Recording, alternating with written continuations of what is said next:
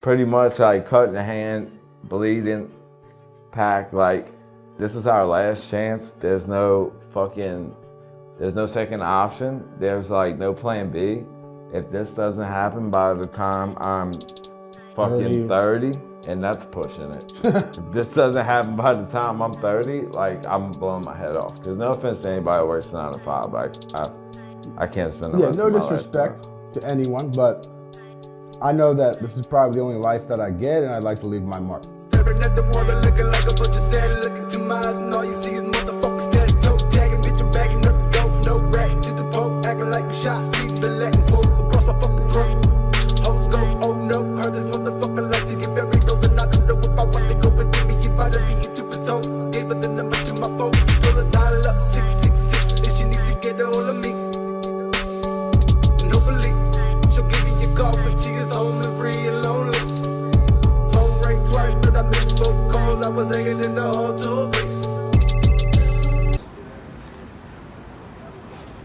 You know, it's crazy, but I mean, we've put in a lot of work, No, man. Like he works. And people think glamorous work like on tour. No, it's like sitting in the basement, fucking watching YouTube tutorials or whatever. Yeah, exactly. That's how I learned how to do Final Cut. That's how he learned how to do GarageBand. Was watching YouTube tutorials. Yeah, all self-taught. Yeah. So, and then after that, man, we was like, if you know, we're either gonna make this happen or we aren't. We're not gonna eat. Period. You know.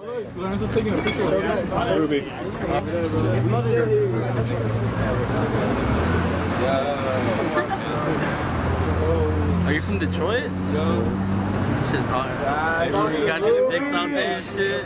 Shit hard. Tell me about growing up as white kids in New Orleans. Like, at what point did you become obsessed with rap music? And very early. Like, what age? Like, I was like 8.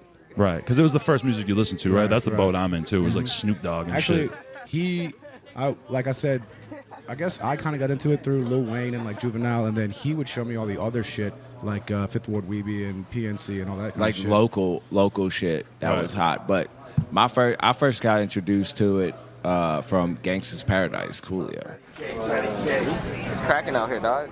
G59! G59! G59! Okay, I was huge on that when I was a kid too. My pops bought me that, but they'd only buy me the edited version. Okay, yeah. At the time. That's crazy because Coolio at the time, like now you're looking at him, he's like so silly, but he seemed kind of hard at the time. Oh man, what? Anybody wearing a blue flannel with the braids twisted up, you were looking at him like, damn, this fool looks like he might kill somebody. Right. Yeah, I grew up like super scared of like gang culture because it just seemed so crazy on the other side of the country, you know? Hey, Scrib, turn around. Oh, shit, my bad. Oh.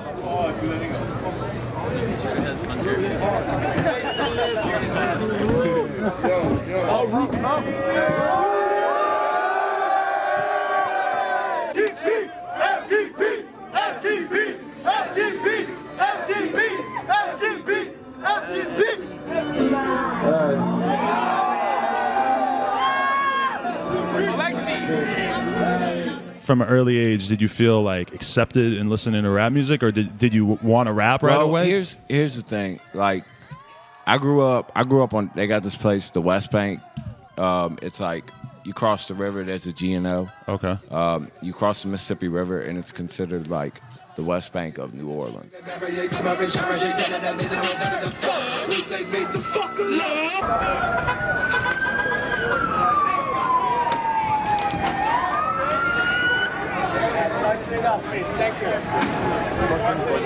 Where I grew up at, you know, it was mixed there, but I mean, white people were the minority. Right. So I grew up with pretty much all black friends. He grew up on the West Bank. I grew up in like East close Bank. to. I grew up in the East Bank, which is like New Orleans. Okay. I grew up like around Fat City, which was like super sketchy. Right. Like my neighborhood was like the first kind of good neighborhood.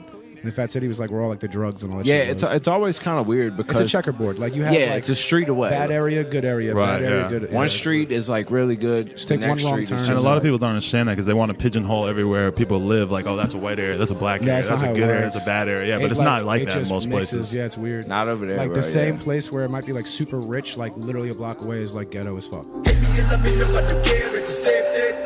5 in your face, have a great day. 5 down, be the same, bitch, I stay great.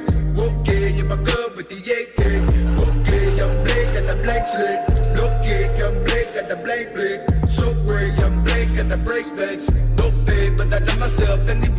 Do you guys feel like you run into like the stereotypes of people thinking that you're soft or that you come from like a different kind of upbringing because you're white?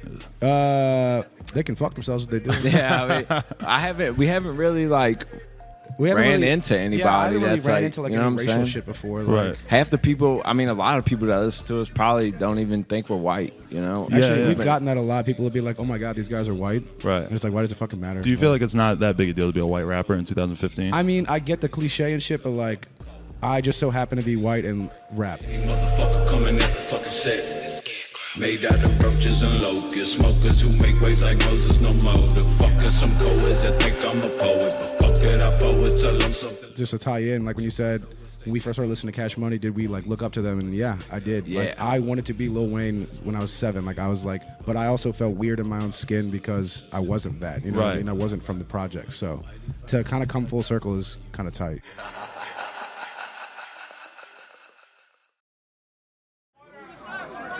There we go.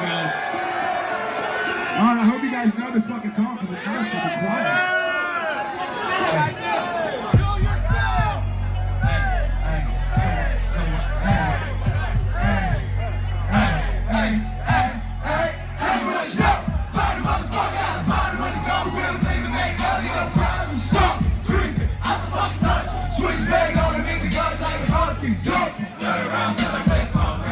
At what point did you guys meet and did you start? He's my cousin. Okay, yeah. People wanted to know if you were really cousins. All right, yeah, here's that, My mom here's is that his final mom. answer. Oh, okay. Yeah, they're sisters. Our mom's from the gutter, like of New Orleans. Yeah, so like I was born a year before him. Yeah. So, I mean, from diapers, we've come up together. And how old are you guys right now? I'm 26.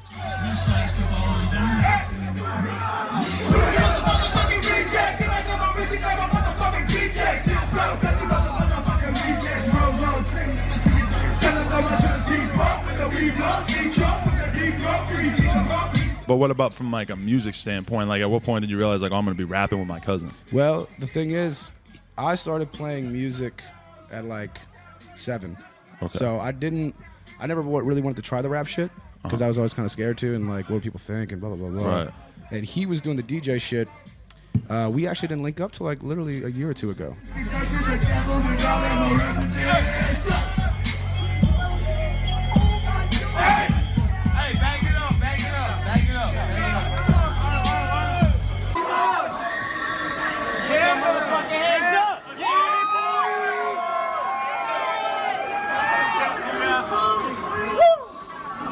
Put your fucking hands up!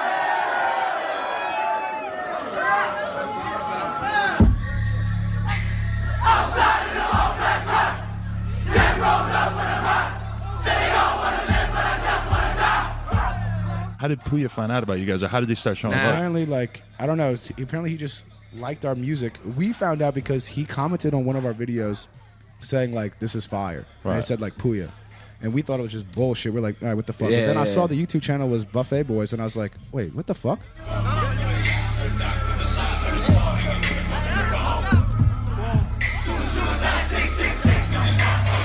Yeah, then he said something about Suicide Boys, and he did too. He had So did tweeted, Jay. yeah. So we were like, oh shit. Then he had hit us up being like, yo, I really fuck with your stuff. Like, you want to do a song together? And that's how we did Southside Suicide. I sent him like I 5 wanted songs. Yeah. I didn't want it to just be like, you know, some track where we had an open verse and it's just like put a Right. verse on. We it. want it to be fun like as fuck, whenever bro. we make music with people, we like truly envision what we can see them on and like try to make a good product. What you tell our kids to do? Yo. Southside suicide, kids up, ho. Say you get money, but you never know. Show you a liar. Baseball bat when they running ball wire. For anyone that's trying to get biased, I've been thinking a lot. I see these rappers trying to get in my spot. I'll be a peanut butter if you'll be my jelly. So how did they go from being one song to being a whole little mini tape? I got that. All right, go ahead. I sent him 3 tracks to choose from. He liked them all. He hit me back instantly. It was like, let me do all of them. And I'm like, can't do that, bro. That's like for our tape we're about to drop, High Tide and the Snake's Nest. And he was like, word, okay. And I was like, well, pick one. And he picked Southside Suicide. And then from there, you know, he was like, let's do a fucking EP together. All day long, all day long. All day long, all day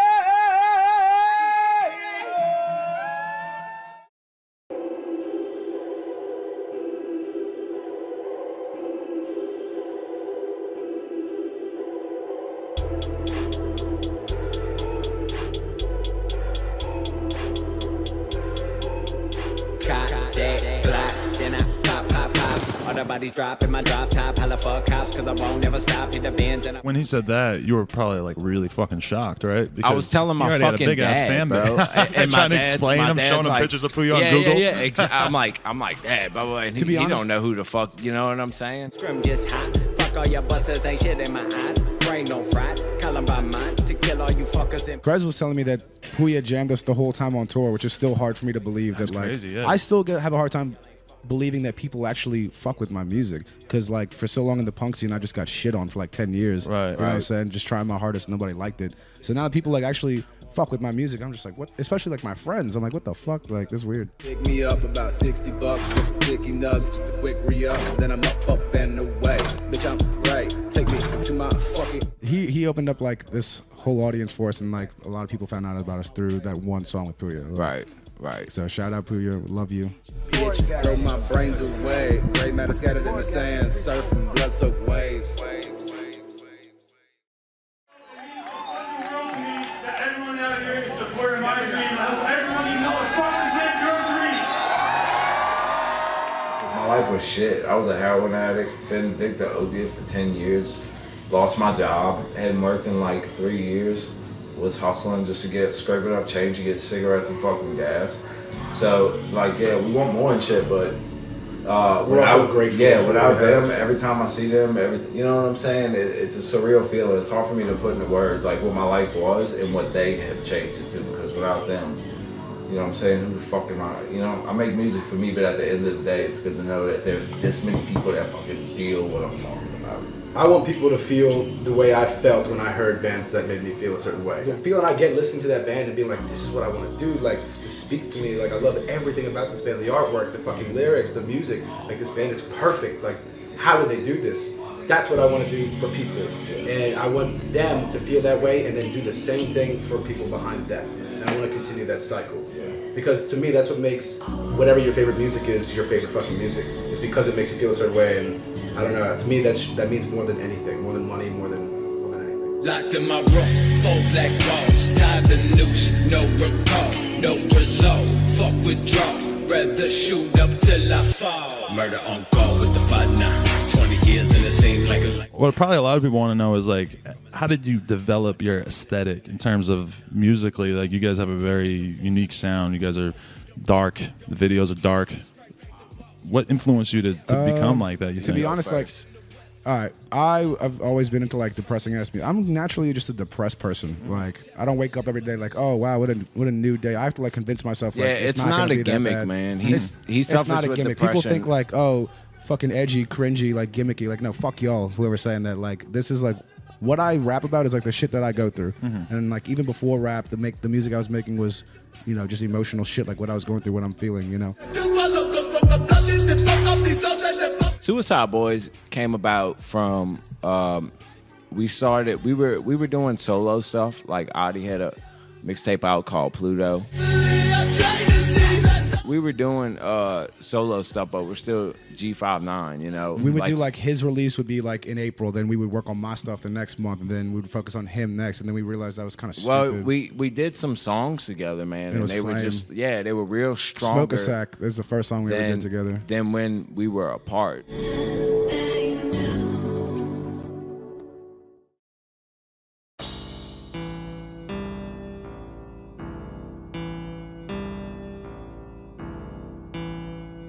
Goth Boy Click. Money Posse.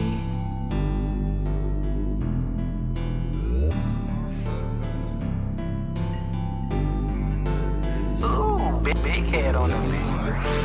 Baby, call me up, tryna fuck, 'cause you know I'm finna get the best truck. I don't know what you consider a friend, but I mean, I didn't like Lil Peep at first. Not on no hater shit. It was just like, I kind of stick to myself. I didn't really give a fuck about it anyway. And then I met him at the Arizona show with Fat Nick. And he was like very sweet, gentle soul. Like he was just a cool ass dude. No reason for anybody to hate him. Matter of fact, we were doing coke all night and Zans and shit. As bad as that sound. And at the end of the night, he gave me his like satanic key for you to take key bumps and shit. Shit like that. I still got it to this day. And then he came out on this, so I'd like to say he was a friend. Not a good friend like Bexy and everybody else, but definitely somebody of some significance in my life.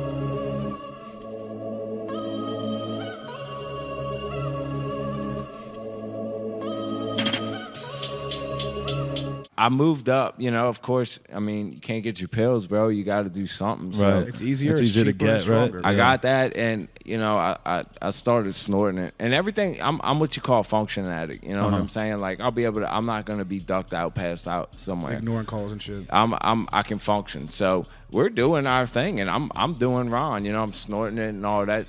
But it got bad when it got to the point where I had to start shooting it up. My friend was like, dude, just shoot it up. It lasts longer, blah, blah, blah.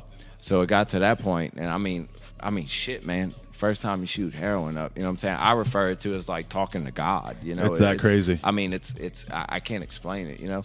Besides getting a morphine drip at the hospital. Right. You know what I'm saying? But you can barely remember that shit. Yeah, I started shooting up, man. It got to the point where I was shooting up like 5 times a day.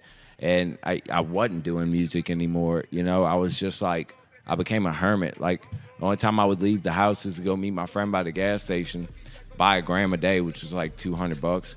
Have him shoot 200 me a day? Yeah, yeah. Holy shit. Have him shoot me up because I couldn't do it myself. Really? Go home and duck out. And, you know, it got to the point where he was like, yo, bro, like, if you don't quit this shit, we can't, you know, we can't I'm not do gonna this. do this shit. Right, So right. what'd you have to do to help him? He just really, he gave me my like, space and supported me. Look, the thing that I told him is that I'm never going to judge you for it. Yeah. I'm never going to like get mad at you for like slipping up. I just don't want you to lie to me.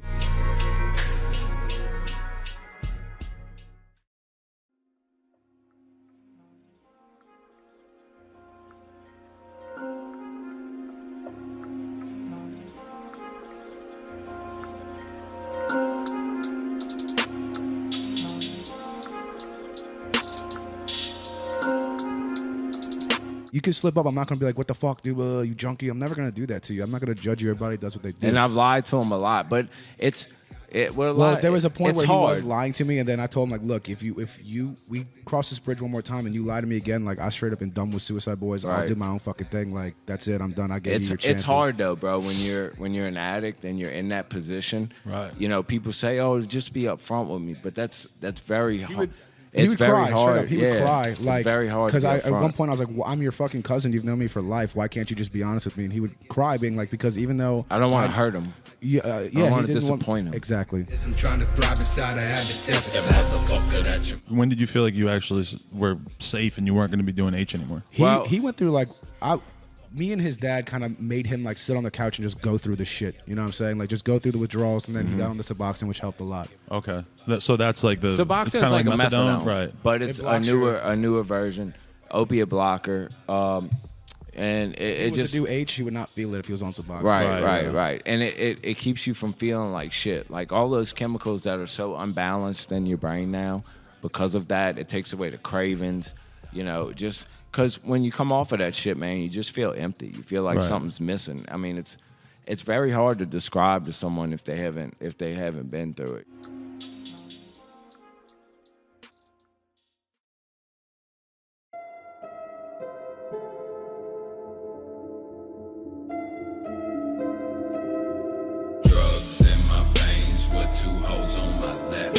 My little brother, honestly, shout out my little brother, Slim Gucci.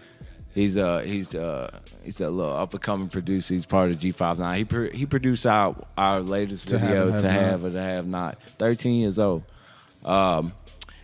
He listens to it. He's a big fan of our music. He understands it. You know, he knows what I'm talking about, where I'm coming from. Maybe because he knows me personally. Right. You know what I'm saying? He knows I'm not this like fucking bad guy that's like this, you know, horrible junkie that'll go and steal from you and all this But were shit. you at that point where you were a piece of shit? Yeah, absolutely. Like, we used to stick people up. We used to rob them and shit like that. Like, we'd post ads on Craigslist. People come by with cash to, like, buy an iPad or something. You know, they come in and, we just hit a lick. Fucking dark the lights out and take what they had.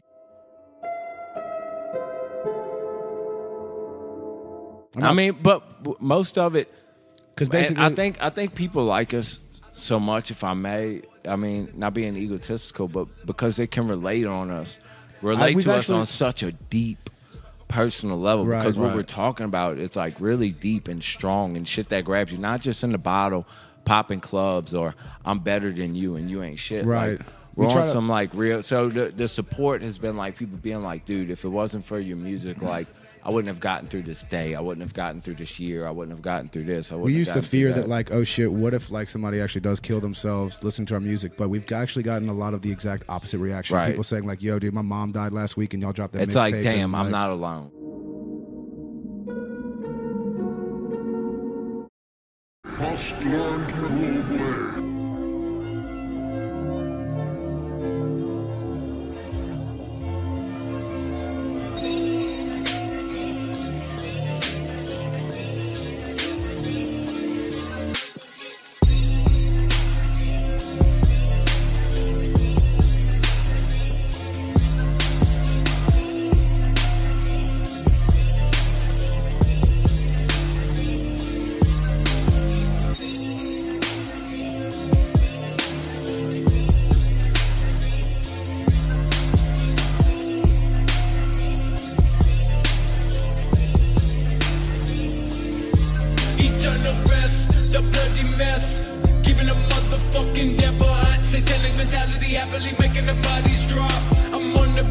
How did the name come about? Yeah, that's what I... Remind me. The suicide thing? Well, all right, we were going to do like... Was it my ex or you came up with it? We were doing two separate things, like you said. And we were going to do like, hey, why don't we do like all these like trill, like screwed up beats and call the EP Trill Clinton, and it would be both of us. And like a bunch of Texas sound and shit. Right. Then he started making a bunch of horror shit, and we're like, damn, let's do another one on a different tip and call that Black Suede. Okay. So we kept coming up with all these little projects, but we were still two separate people. So eventually we just said, fuck it. And he had a song called Suicide, and that song was doing like really good numbers. So we just started calling each other Suicide Boys. Baby, let me get the weed to smoke for us. When these suckers leave, yeah, we can smoke a blunt and fuck. I'm busting nothing now. Since I'm to get the fuck about my grip, yeah, it's a couple bucks. We used to be out locally, like handing out CDs, doing that whole thing. And then it took a lot of trial and error before we realized, like, you know, this whole internet rap thing that was going on and the power of the internet and that SoundCloud. I got you something, start the flame and turn your body into dust. Smoke your body in the blunt. Got me yours, I light it up.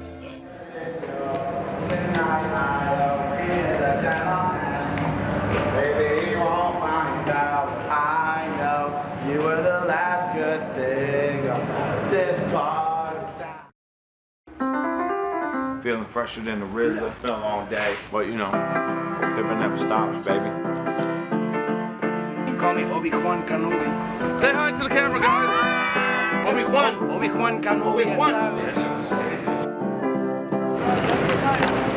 Say please. Say daddy.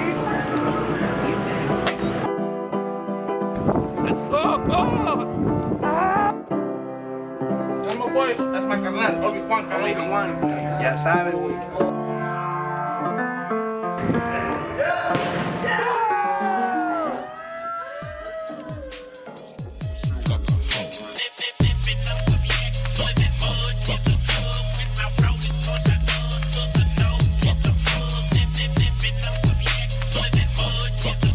We would go, just to be completely honest, we'd go and just like follow the max limit of people that we could follow. We've all been there. To get them, you know, yeah. I mean, we started out just like, you know. Well, but it really didn't hit home for me until somebody told me that locally, we were trying to push the local shit. We're like, we'll conquer New Orleans first, then we'll go to Baton Rouge, conquer that, then we'll conquer Louisiana, then we'll do the Southeast and the whole country. But somebody told me that's stupid because locally, that's the last place you're gonna get put on. Right. Like people aren't gonna fuck with you locally until like your shit online starts to look good. And it's true.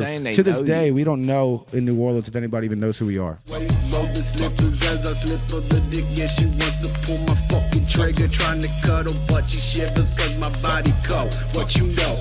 The whole like aesthetic thing is like, you know, Adi really does suffer, you know, with depression and shit like that. I mean, I'm a real life junkie. You know what I'm saying? So like, you too? You do a lot of pills and shit? He takes the cake with that shit. I mean, so you fuck around with it a little bit? I dabble, yeah. I fuck around. He's very good at being. He's very good. Well, see, because recreationally doing it. Okay. I mean, everybody slips sometimes. You know what I'm saying? Even including myself. You know, sometimes you realize like, whoa, shit, I need to chill out on this. Right. But I try to check myself first. So I don't can have help that check off him. button. He doesn't have that off button, so I got to be there for him and like support him as well. My frontal lobe is just gone after years. Like he said, he's been doing this for like more than 10 years. So like I have to. I helped him get off. I don't know if I can say heroin. I have to get off the Ron. So heroin. What was that like? And for how many years did you do that? Well, that was like okay. After my job had stopped, you know, he had no reason not to. I had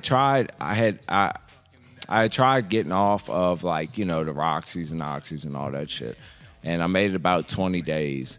And then, you know, it was another day. I didn't get no sleep because, you know, when you go through those withdrawals, bro, you don't get any sleep, man. Right. So, I mean, I was like 20 days up, just like going out of my mind. So, you know, I remember that morning, 7 o'clock, I was like, you know what, fuck this. Like, if this is being sober, I don't fucking want it and I don't care for it.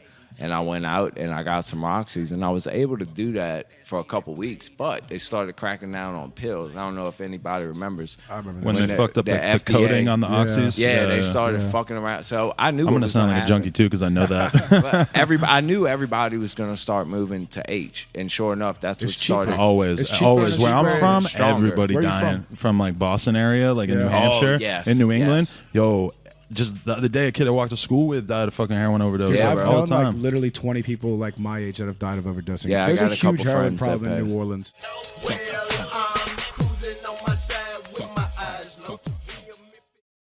Basically, I'm gonna try and I don't know. I guess just talk about the project a little bit. I put the note out earlier, just kind of explaining how it started. You know, I went to rehab a little over a year ago, and you know, I was in a place where I couldn't do shit for 3 months, and I'm a workaholic, and you know what I'm saying? It's what I am. I like to work a lot. And basically when I got my own condo that I was living in by myself, I got like a small recording set up and started making shit from there. Just to see if I could even make music, because it's a scary feeling doing something. You know, I've been a drug addict for half my life. I'm 31 years old.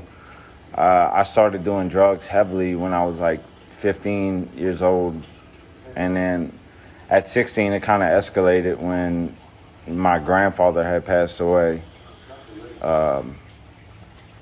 You know, he was like another dad to me.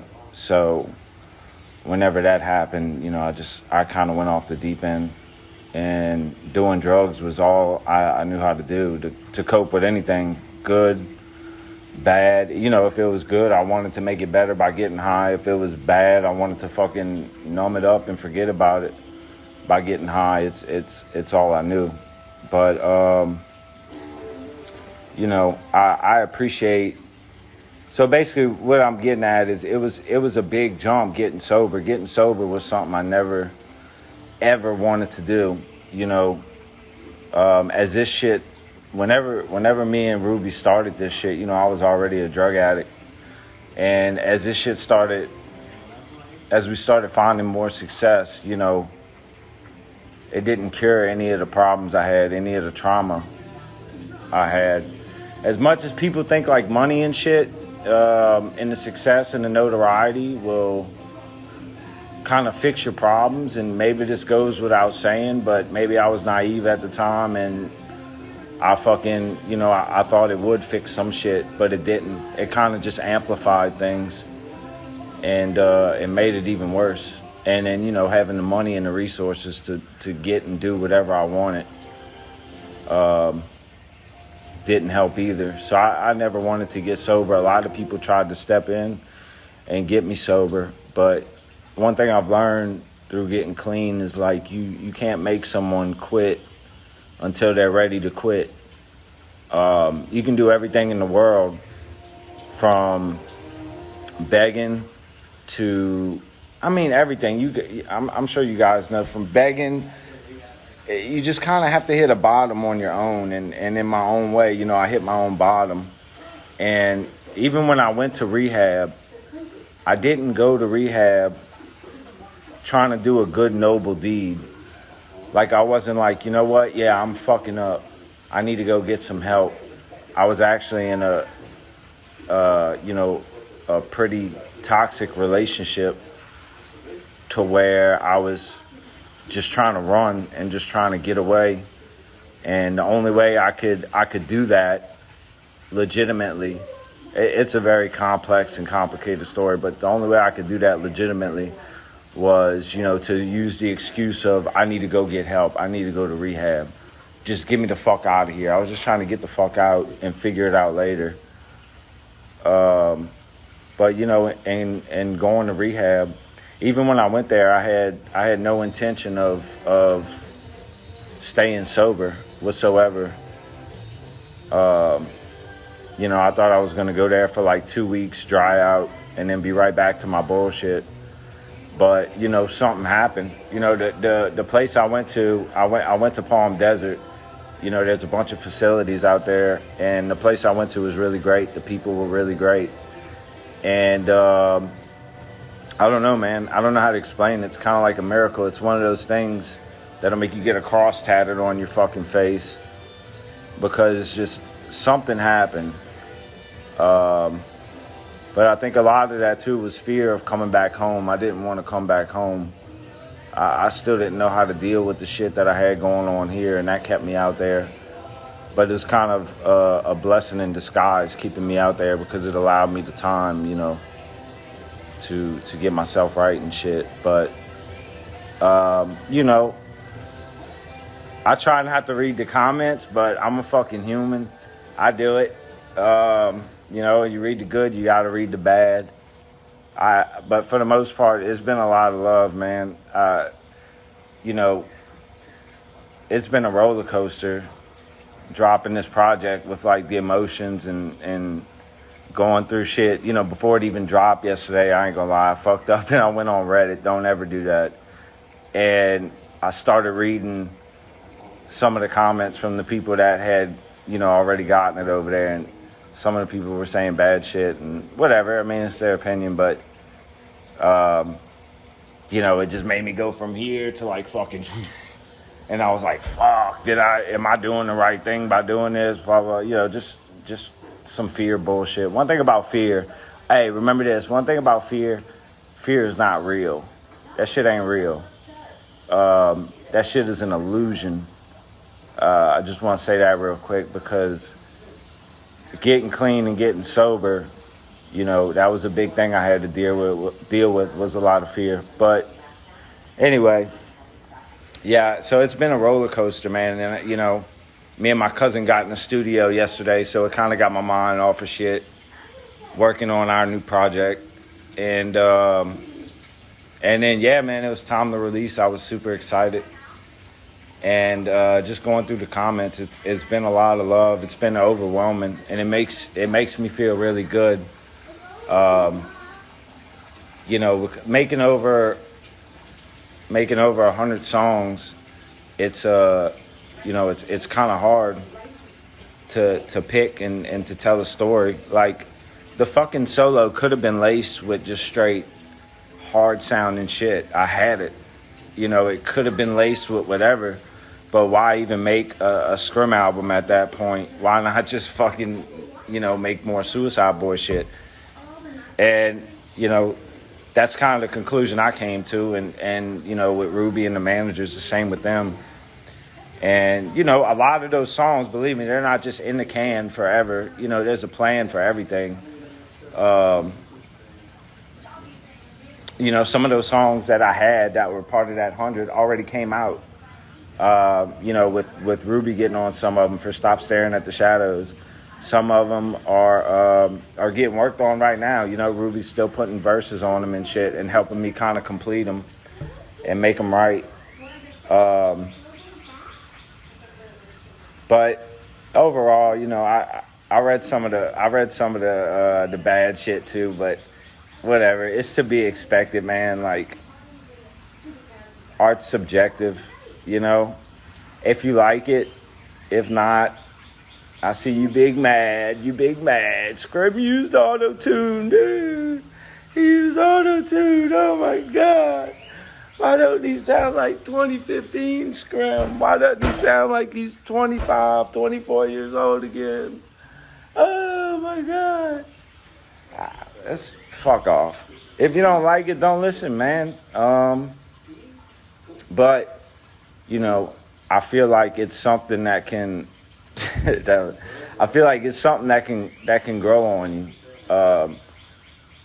You know, the more you listen to it. Listen to it for the first time, especially if you're expecting like Suicide Boy shit. I understand, as someone that listens to artists myself, and I'm a fan of artists, I understand the shock of like hearing something so different when it does come out. But, you know, if you're up to it and you're open to it, you know, just keep giving it a couple listens and I think you'll come around. Because, true story, my manager Kyle, you know, I was sending him all these songs as I was making them, and he would always bust my balls because they were soft, and, you know, he likes all the hard shit and this and that. And long story short, you know, over a period of time of listening to it, it made me feel really good that, you know, he was talking to me the other day, and he's like, bro, this project has really grown on me. And, you know, there's a lot of songs on there that he now fucks with that I would have never, you know, guessed him fucking with before. But, you know, just a couple little tidbits about the album. You know, I think a lot of people think I'm talking about females the whole time.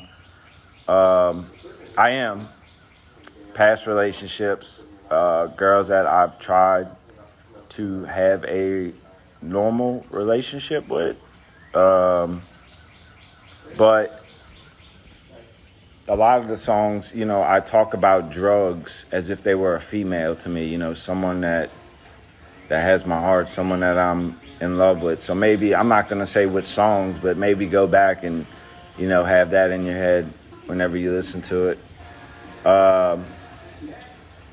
But, you know, I love y'all. I care about y'all, man. I really do.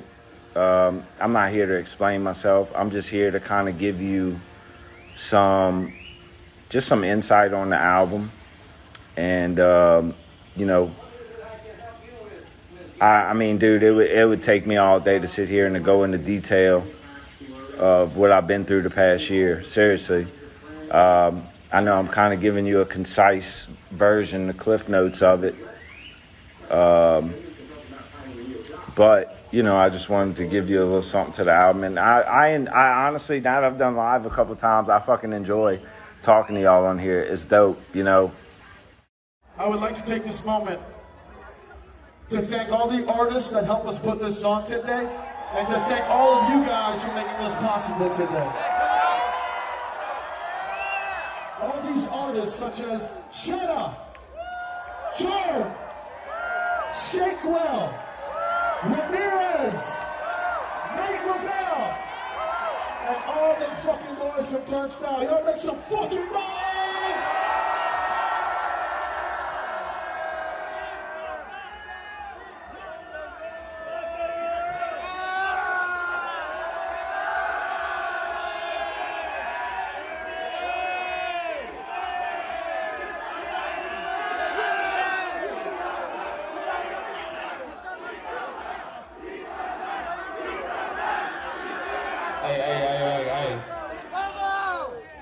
I'd like to take a second to basically piggyback off of Ruby. I want to thank you guys, thank all the artists. But I need to say this, I've been saying it every show, and I want you guys to hear it from me, straight from my heart. I think it's pretty self-evident that, you know, me and my cousin, we're fucking humans, we're people, and we struggle with a lot of shit. Be it depression, anxiety, mental health, addiction, all kind of shit. And there's a lot of days where I feel alone. Despite everything that's happened in my life, I feel like I'm not good enough. And let me tell you this, that's a motherfucking lie, all right? So, I want you guys to know, don't ever believe that fucking voice in your head, bro. Don't ever fucking believe that shit, all right? And I want you guys to know that you guys can do anything. And I'm not just talking about a fucking career. I'm not just talking about chasing your dreams. I'm talking about changing your fucking life, all right? You guys can do whatever the fuck you want, man. I promise you that. So, I should be dead, but I am not. And a big reason for that is you guys, all right? So, I just want to let you guys know, again, if y'all ever feel alone, man, or you feel like nobody understands, or nobody's going through what you're going through, please, please, please know that you got us for life, all right? We understand. We get it. And whatever you're going through, I promise you can get through it, man. We fucking love you, and we'll end on this note.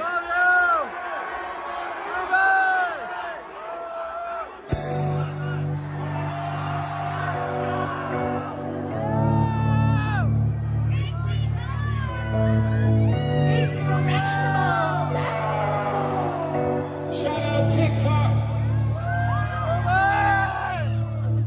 Take me home, there's no one place I can rest in peace. Turn off my phone, so many messages, I wish I could just delete. Questioning my existence, questioning my decisions, burning down all the bridges, thinking around my thinking, sorry I want you to visit, no.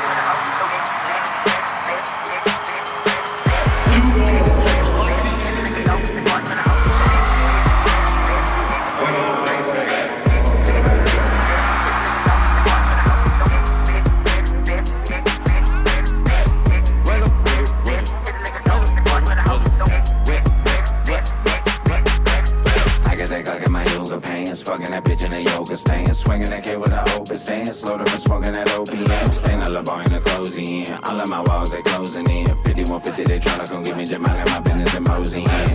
Black, smoking packs, panic attacks, back to back, set next on my lap debate. Should I relax, but back to the hoe? People want to know what's up with the tattoos. People want to know what the secret meanings are. They think that there's something up with them. Which tattoos? I'm assuming his. I've got more. one question about one of my tattoos, but that's all I've heard. I've been getting tattoos since I was 16. So like, by the time I was 21, I was pretty much covered from my shoulders down to my feet. I'm probably about to start getting my neck and face done next. But I mean, what's the general really theme? There's really no theme, man. It was just like, I got G59 tattooed on my wrist, you know. I got. And what's G59 stand for again? Gray 59. Gray 59. Okay. And it was just like 10 years ago. You know, it's me and the homies, like a couple big homies of mine. they got this Highway 59, and it was everybody east of Highway 59, east and south of Highway 59. You know, it was like this great 5-9 click, and it turned into something, but like on some street shit at first, you know. We just developed into our own thing. Yeah, and we just like kind of took it. And one of my big homies is serving a pretty long time, you know, for some shit he did. I can't. Yeah, but murder. I can't really. Right, let's not talk about it. Yeah. But you know, we kind of took it and ran it with the music shit, man. Right. And we adapted the whole gray part. Well, the gray thing I think initially was black and white. It doesn't matter. You know, we come together, we're all gray. But gray kind of evolved into like this whole like, I guess depressing tone too as well. You know, like gray is neither, because gray is kind of like a contextual thing. It's never like this is wrong, this is right. It always depends on the context. That's the representation of things not being black and white. Right, yeah.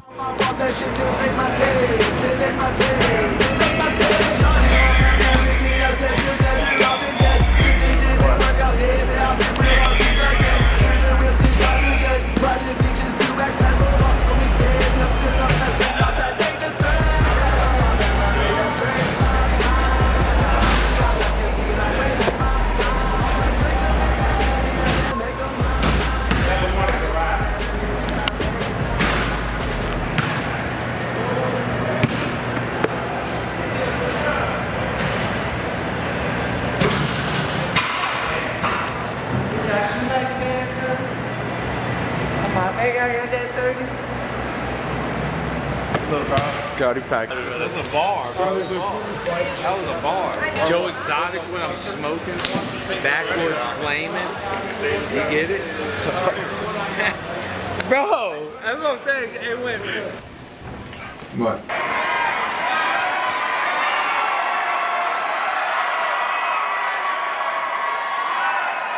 Have y'all got anything over here?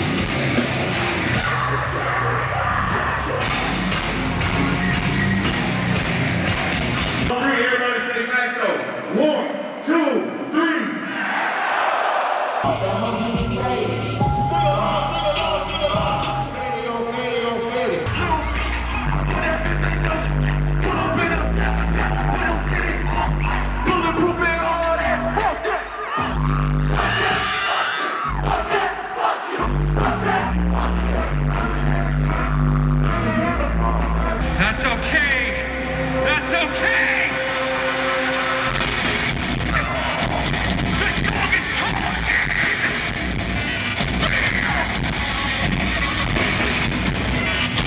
Amazing people feeling in the back.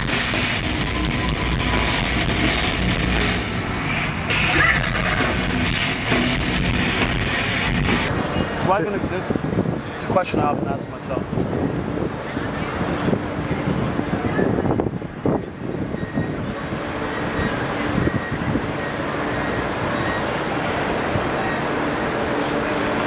It's not.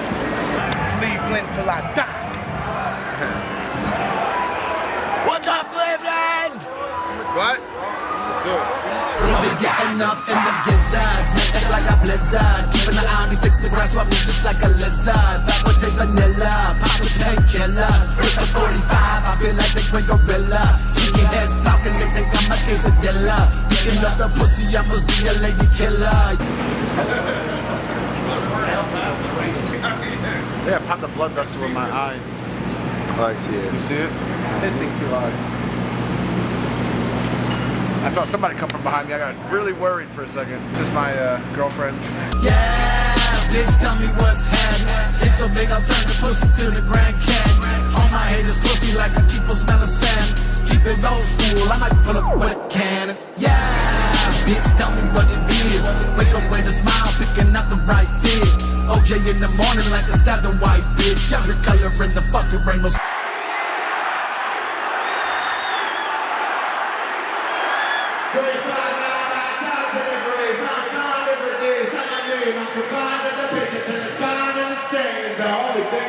Okay, chill, bro.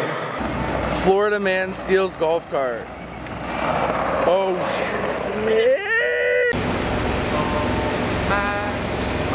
shit. Say. Yes. That's Say's Quattro. So stay. Bobbin. He ain't never told a lie. Never told a damn lie in my life. Sorry! Maggie! Hey, good girl! Oh, she's dark. Poor Maggie. I love Maggie. It tastes like watermelon, bro. Then you got the Crocs on and everything.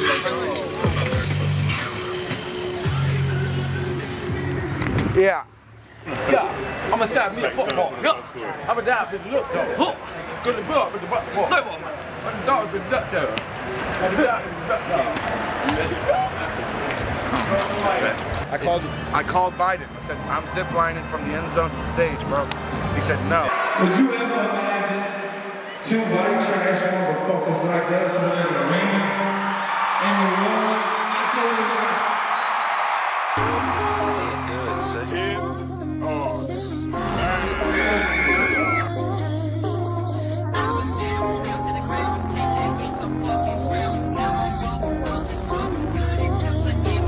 Cigarette, I'm tripping. That shit on my bitches. Taking my dose, I never skip it. Still in my hood, a pistol grip. And still got 100 plus. Got that big up in my cup. Stay with a bitch in a gun. Stay with my dick in a guts. Yeah, Riddle the king of the drink. Self. Fuck, I don't fuck with valet. Sheesh. Private jet, fuck a delay. Went to Paris and back in the day. Okay, no, never. Okay, bitch. Stop asking. Came up supporting my family. Just for that, they should give me a Grammy.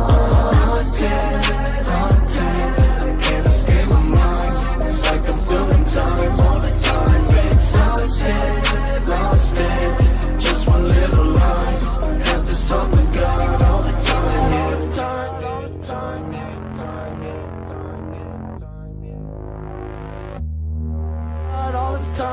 the time, all the time, all the time.